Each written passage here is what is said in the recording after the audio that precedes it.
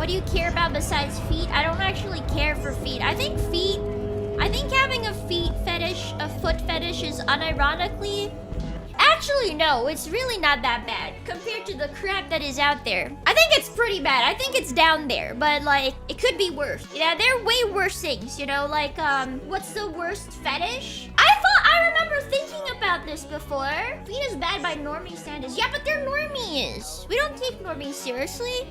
Beheading is worse than, feet. On the 7th day, God said, this jelly is base, set her down and make thy followers more base. Also turned into a Kojima agree. Dude, I keep thinking about the case, man. The beheading case in Vietnam. I don't know how we got to the topic of fetishes, but Guru was indeed quite down there in terms of being bad. We're like comparing it to feet, you know, like there's no way feet is worse than beheading. The butcher. Dude, even my mom knows about it, man. I was like talking to her at like the dinner table, and then I was like, did you hear about the beheading thing? And she's like, yeah, I watched the video. I was like, you what? Yeah, apparently she's watched like a bunch of like human cannibalism videos, so she's like, yeah, this like beheading thing is not that bad. Yeah, she's like straight up on Live Leak, man. She's like, oh, so the blood sprays out of the head like that? Took 2 chops? That's crazy. Why? I think she just has too much time. Yeah, and then my dad just sat there like you know that monkey, that like gif of the monkey with his like head in his hands, like he's like holding his head up to his hands, and then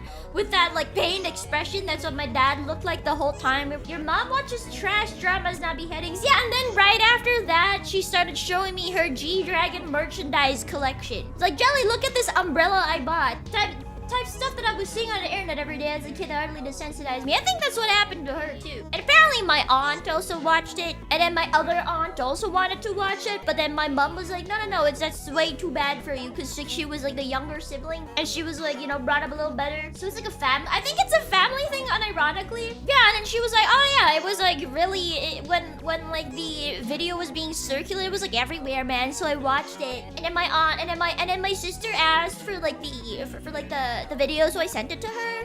It was like everywhere. Dude, I don't know. I don't know, man.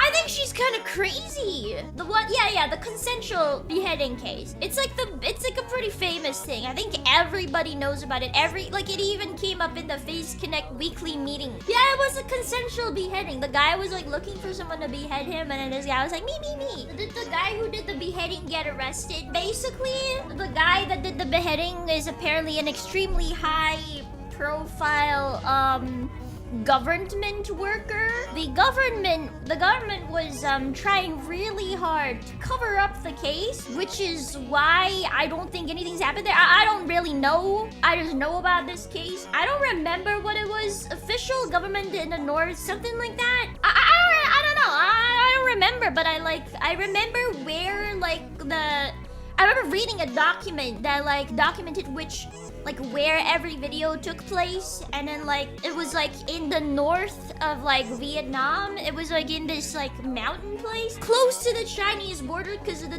dishwashing shop was Chinese. I think that was really cool. Like the entire reason I looked at that document was because it was like kind of OSINT related, right? So I was very interested, and I thought it was very cool that they found exactly where the videos happened from like the walls and the door, and like, yeah, and the crazy thing is like, well, the murderer's like son was also like kind of in on it. Like he was like defending his dad for like doing all this and also being gay, which is crazy. Internet detectives. Yeah, it was like an entire Facebook group, I think. It's very cool. Yeah.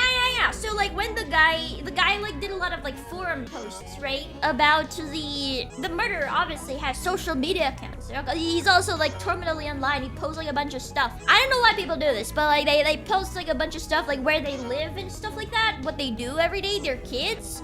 And like, so you are your mom's child. Yeah, but I didn't watch the video because I thought it wouldn't have been good for me if I had watched it. Yeah, anyways, moving on, right? So the murderer obviously has social media accounts, and like the social media accounts that he used to like reply to people that are looking to behead themselves. Well, I'm not sure if this comes as a surprise to you, but it came as a surprise to me. There are people on the internet actively seeking someone to behead them for sexual gratification of some kind. It is a little bit bit more common than I thought. Well, I guess doing anything for sexual gratification of any kind is, present in, like, you can find the weirdest crap everywhere. I don't know.